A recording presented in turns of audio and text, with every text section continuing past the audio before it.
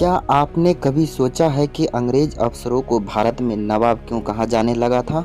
नवाब बनने का मतलब सिर्फ सत्ता और ताकत हासिल करना ही नहीं था।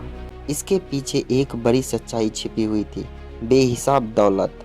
1757 में प्लासी के युद्ध के बाद बंगाल की सत्ता पर ईस्ट इंडिया कंपनी का प्रभाव बढ़ गया। अब असली नवाबों को मजबूर किया जाने लगा कि वे कंपनी के अधिकारियों को निजी तोहफे के रूप में जमीन और बड़ी रकम दें। धीरे धीरे कंपनी के कई अधिकारी भारत में असीमित धन इकट्ठा करने लगे और नवाबों की तरह ऐशो आराम की जिंदगी जीने लगे।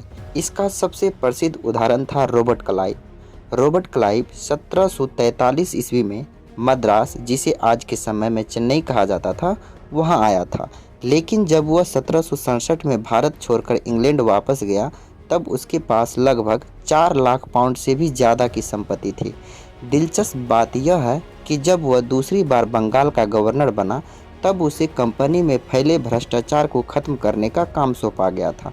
लेकिन 1772 में ब्रिटिश संसद में उसी रॉबर्ट क्लाइव को भ्रष्टाचार के आरोपों पर सफाई देनी पड़ी थी। सरकार को उसकी संपत्ति, इतनी बड़ी संपत्ति के स्रोत पर शक था।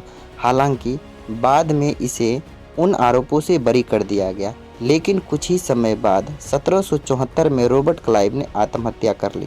हालांकि सभी कंपनी अधिकारी क्लाइव की तरह अमीर नहीं बन पाए।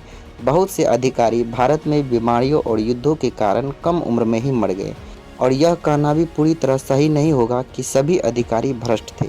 कई अधिकारी साधारण परिवारों से आए थे और उनका बस एक ही सपना था कि भारत में कुछ पैसा कमाकर इंग्लैंड लौट जाना और आराम की ज़िंदगी जीना। जो लोग सचमुच धन दौलत लेकर इंग्लैंड लौटे, उन्हें वहाँ के लोग नवाब कहने लगे थे।